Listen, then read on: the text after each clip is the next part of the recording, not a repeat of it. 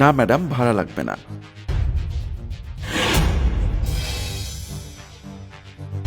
জীবন হাঁটু গেড়ে ফুল দিয়ে টিনাকে প্রপোজ করতে লাগলো। ছোট লোক জানি কোথাকার, তুই কি আর আমি কে? তোর সাথে কি আমার যায়? আমি কোটিপতির একমাত্র মেয়ে। এমডি স্যার চেয়ার ঘোরাতেই গরিব ঘরের ছেলে জীবন। তার বাবা কিছুদিন আগেও অটো চালাতো, কিন্তু জীবনের বাবা এখন মরণব্যাধি ক্যান্সারে আক্রান্ত।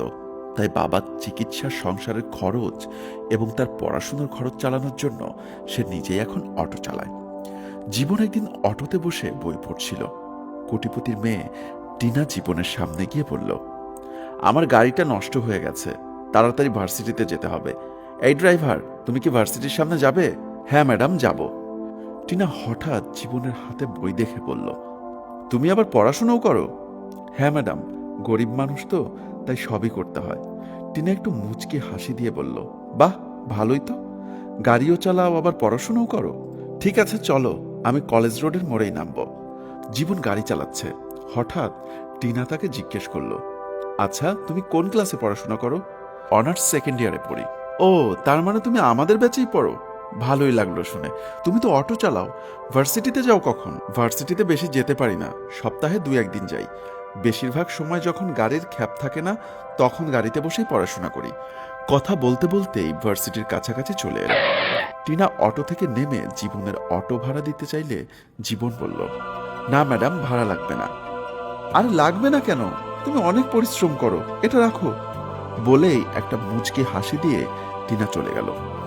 এই হাসি মাখা মুখ দেখেই জীবন টিনার প্রেমে পড়ে গেল। টিনা ভার্সিটি থেকে ফেরার সময় দাঁড়িয়ে আছে রাস্তায়। ভাগ্যক্রমে আবার জীবনের সাথে দেখা হয়ে গেল টিনার। আরে ম্যাডাম, আপনি বাসায় যাবেন বুঝি? ড্রাইভার বলল গাড়িটা এখনো নাকি ঠিক হয়নি। তাই আর কি করার, হয়তো এভাবেই যেতে হবে। আচ্ছা ম্যাডাম, ওঠেন, তাহলে আমি দিয়ে আসি। টিনা বলল, ঠিক আছে চলো। টিনা গাড়িতে উঠে বসলো। জীবন গাড়ি স্টার্ট দিয়ে চলে গেল। জীবন আজও রাস্তায় অটো নিয়ে বসে আছে, হাতে লাল একটি গোলাপ। জীবন ভেবেছে গোলাপটি টিনাকে দিবে। টিনার হাসি আর তার চলাফেরা দেখে জীবন ভেবে নিয়েছে টিনা জীবনকে পছন্দ করে। হঠাৎ টিনা চলে এলো। প্রতিদিনের মতো আজও অটোর মধ্যে গিয়ে বসলো। তারপর জীবনকে বলল, চলো ভার্সিটির সামনে যাব। জীবন আজ অনেক খুশি, টিনাকে ফুল দিয়ে প্রপোজ করবে। তারপর জীবন খুশি মনে অটো চালাতে লাগলো। জীবন অটো চালাচ্ছে আর বারবার ক্লাসে টিনাকে দেখছে। টিনা হাসি খুশি ভাবে অটোতে বসে আছে। ভার্সিটির কাছাকাছি চলে এলো। এবার টিনা অটো থেকে নামতেই জীবনও অটো থেকে নেমে গেল। তারপর টিনার সামনে গিয়ে দাঁড়ালো। জীবন হাঁটু গেড়ে ফুল দিয়ে টিনাকে প্রপোজ করতে লাগলো। জীবনের প্রপোজ করা দেখে টিনা অবাক হয়ে গেল। রাগে অগ্নিমূর্তি হয়ে টিনার জীবনকে থাপ্পড় দিল আর হাতের ফুলটি নিয়ে মাটিতে ফেলে তার জুতো দিয়ে পিষতে লাগলো। এবার জীবনের মুখের দিকে তাকিয়ে টিনা রেগে বলল, তোর সাহস কি করে হয় আমাকে প্রপোজ করার? আয়নায় নিজের মুখ দেখেছিস? তুই কি আর আমি কে? তোর সাথে কি আমার যায়? আমি কোটিপতির একমাত্র মেয়ে, আর তুই সাধারণ একটা অটোওয়ালা। তোর সাথে একটু হাসি খুশি ভাবে কথা বলেছি বলে ভেবে নিয়েছিস আমি তোকে ভালোবেসে ফেলেছি? কি করে ভাবলি তুই আমি তোর প্রপোজে রাজি হয়ে যাব? ছোট লোক জানি কোথাকার, তোদেরকে একটু আশকারা দিলে মাথায় উঠে বসিস। খবরদার, আর কখনোই আমার আশেপাশে আসার চেষ্টা করবি না। বলেই টিনা ভীষণ রাগ দেখিয়ে চলে গেল।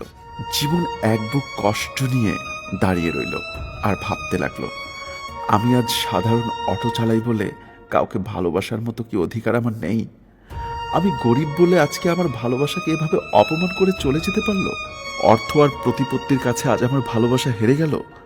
তারপর জীবন অটোতে বসে অটো চালাতে লাগলো। কিছুদিন যাওয়ার পরে এক ভদ্রলোক ইশারা করে জীবনকে অটো থামাতে বলল। অটো থামাতেই ভদ্রলোক জীবনকে বলল, আব্দুল্লাহ গ্রুপ অফ কোম্পানির সামনে যাবে? জি স্যার, উঠুন। তারপর ভদ্রলোকটি জীবনের অটোতে উঠে বসল। জীবন অটো চালাতে লাগলো। কিছু দূর যাওয়ার পর একদল লোক অটোর সামনে দাঁড়িয়ে জীবনকে অটো থামাতে বলল। তারপর তারা এসে ভদ্রলোককে অটো থেকে নামালো। তাদের মধ্যে একজন পিস্তল ধরে ভদ্রলোককে গুলি করার চেষ্টা করলো। এমন সময় জীবন লোকটার কাছ থেকে পিস্তল ছিনিয়ে নিল। জীবন পিস্তল ছিনিয়ে নেওয়ার পর তারা ভয়ে পালিয়ে গেল। এবার ভদ্রলোকটি জীবনকে বলল, তুমি জানো তুমি কাকে বাঁচিয়েছ? এই শহরের সবচেয়ে বড় বিজনেসম্যান আব্দুল্লাহ গ্রুপ অফ কোম্পানির মালিক। তোমার সাহস দেখে আমি মুগ্ধ হয়ে গেছি। বলো তুমি আমার কাছে কি চাও? তুমি আমার কাছে আর যা চাইবে আমি তোমাকে তাই দিব। স্যার, আমি অনেক গরিব মানুষ। গরিব বলে আমাকে অনেকেই অবহেলা করে। আমি অনেক কষ্ট করে পড়ালেখা করছি। আমি অনার্স সেকেন্ড ইয়ারে পড়ি। আমার ইচ্ছে আমি একদিন ভালো একটা চাকরি করব, নিজে পরিশ্রম করে প্রতিষ্ঠিত হব। লোকটি জীবনের কথা শুনে খুশি হয়ে বলল, এই নাও আমার ভিজিটিং কার্ড। তুমি আমার কোম্পানিতে আপাতত আমার পিএস হিসাবে জয়েন করো। মাসে তোমার বেতন হবে 50,000 টাকা। আর অনার্সে ভালো রেজাল্ট করতে পারলে তোমাকে কোম্পানির জিএম বানিয়ে দিব।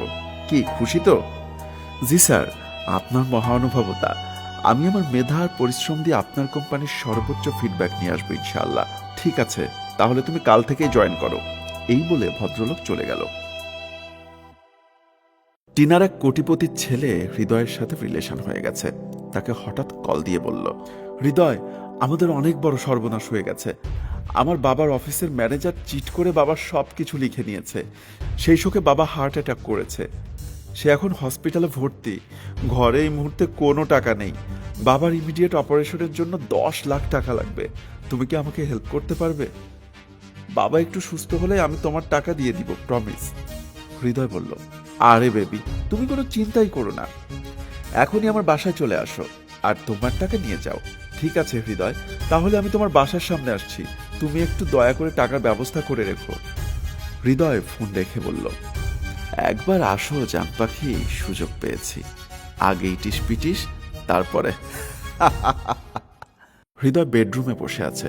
টিনা হৃদয়ের বাসায় চলে এসেছে। কলিং বেল বাজাতেই হৃদয় দরজা খুলে টিনাকে দেখতে পেল। তারপর টিনার হাত ধরে হৃদয় বেডরুমে নিয়ে গেল। বেডরুমে যাওয়ার পর টিনা হৃদয়কে জিজ্ঞেস করলো, আচ্ছা, আমার টাকাগুলোর ব্যবস্থা করেছো? হৃদয় বলল, এত ব্যস্ত হলে কেন টাকার জন্য? আমি তো আছি, তাই না? বলেই হৃদয় টিনার হাত ধরে তার কাছে টান দিয়ে নিল আর বলল, আজকের রাতটা আমার কাছে থাকো, কালকেই তোমার টাকা দিয়ে দিব। হৃদয়ের কথা শুনে টিনা অবাক হয়ে গেল। ছি, তোমার মন মানসিকতা এত ছোট! এই বলে সে হৃদয়কে ধাক্কা দিয়ে খাটে ফেলে দিল আর বলল, তোমার উদ্দেশ্য এত খারাপ? আমি ভেবেছিলাম তুমি আমাকে মন থেকে ভালোবাসো, কিন্তু এখন তো দেখছি তুমি বন্ধুত্বের অবমাননা করছো। তোমার লোভ শুধুমাত্র আমার শরীরের প্রতি। আমি এমন কাউকে ভালোবাসতে পারি না যে আমাকে নয়, আমার শরীরকে ভালোবাসে। তোমার টাকা আর তোমার সাহায্য কোনো কিছুই আমার দরকার নেই। তুমি আর কখনো আমার সাথে যোগাযোগ করার চেষ্টা করবে না। বলেই টিনা হৃদয়ের বাসা থেকে কাঁদতে কাঁদতে বের হয়ে গেল। সবকিছু হারিয়ে টিনা এখন নিঃস্ব। টিনা একটি দামি দামি প্রতিষ্ঠানে চাকরির ইন্টারভিউ দিতে এসেছে। এমডি স্যার আপনাকে ডেকেছে। টিনা ভেতরে ঢুকে দেখল এমডি স্যার চেয়ার ঘুরিয়ে বসে আছে। আসসালামু আলাইকুম স্যার। ওয়ালাইকুম সালাম, বসুন। টিনা চেয়ারে বসলো। এমডি স্যার চেয়ার ঘোরাতেই টিনা অবাক হয়ে গেল। আরে, তুমি এখানে? তুমি এখানে কি করছো? আর এটা তো এই কোম্পানির এমডি স্যারের চেয়ার। হ্যাঁ, এটা এমডি স্যারের চেয়ার, আর আমি হচ্ছি এই কোম্পানির এমডি। তুমি করে নয়, আপনি করে বলুন। একটা কোম্পানির এমডির সাথে কিভাবে কথা বলতে হয় সেটা কি আপনার জানা নেই? এটা কিভাবে সম্ভব? আমি নিজের চোখকেও বিশ্বাস করতে পারছি না।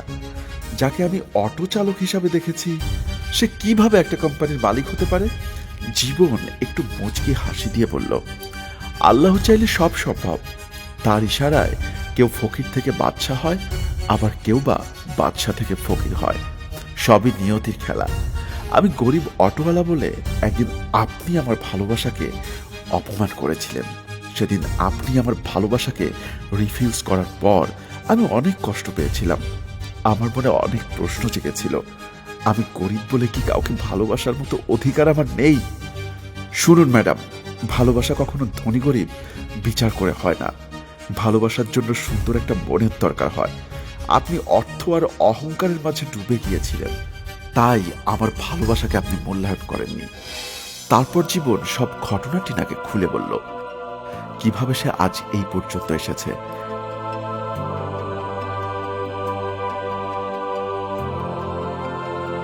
টিনা জীবনের কথাগুলো শুনে খুবই ইমোশনাল হয়ে গেল এবং নিজের ভুলগুলো বুঝতে পারল। তারপর জীবনকে বলল, আচ্ছা, আমি কি আবার আমার সেই জায়গাটা ফিরে পেতে পারি না? আপনি কি আমাকে মেনে নিতে পারবেন না? জীবন বলল, না, তার কখনোই সম্ভব নয়। এই কোম্পানির মালিকের মেয়ে এখন আমার বউ। বস মারা যাওয়ার কিছুদিন আগে তার মেয়েকে আমার হাতে তুলে দিয়ে যান। সে এত বড় ঘরের মেয়ে হয়েও তার মধ্যে কোনো অহংকার নেই। আমাকে সে মন থেকে ভালোবাসে, স্বামী হিসাবে আমাকে সর্বোচ্চ খেদমত করে। সেই দিন যদি আপনি আমাকে রিফিউজ না করতেন, তাহলে হয়তো এমন বউ আমি পেতাম না। আল্লাহ যা করেন মঙ্গলের জন্যই করেন। তাকে ছাড়া আমি এখন আর কিছুই ভাবতে পারি না। সেই আমার জীবনের সবটুকু জুড়ে আছে। আপনি অনেক অহংকার এবং লোভী ছিলেন। সেই অহংকার আর লোভ আপনাকে আজ এই পরিস্থিতিতে দাঁড় করিয়েছে। তবে আপনার জন্য শুভকামনা। কাগজগুলো দিন, আমি আপনার চাকরি নিশ্চিত করে দিচ্ছি। টিনার হাতে থাকা কাগজগুলো জীবনের কাছে দিল। জীবন স্বাক্ষর করে টিনার হাতে দিয়ে বলল, আগামীকাল থেকেই আপনি জয়েন করুন। ও হ্যাঁ, এবার আপনি আসতে পারেন। টিনা কিছুক্ষণ জীবনের মুখের দিকে তাকিয়ে থেকে মাথা নিচু করে চলে যায়। ভালোবাসার অধিকার সবারই আছে, হোক সে গরিব, হোক সে অটোওয়ালা। টাকা পয়সা, ধন দৌলতের অহংকারে কাউকে ছোট করে দেখবেন না। কারণ কোটিপতি থেকে ভিখারি হতেও যেমন সময় লাগে না, ঠিক তেমনি ভিখারি থেকেও কোটিপতি হতেও সময় লাগে না। ভাগ্য একদিন বদলায়। কাউকে ভালোবাসতে না পারলে কষ্ট দিবেন না, হয়তো সেই কষ্টই একদিন আপনার জীবনের কাল হতে পারে। আমাদের এই ভিডিও যদি আপনাদের একটুও ভালো লাগে, তাহলে অবশ্যই লাইক, কমেন্টস এবং শেয়ার করে সবার মাঝে ছড়িয়ে দিন।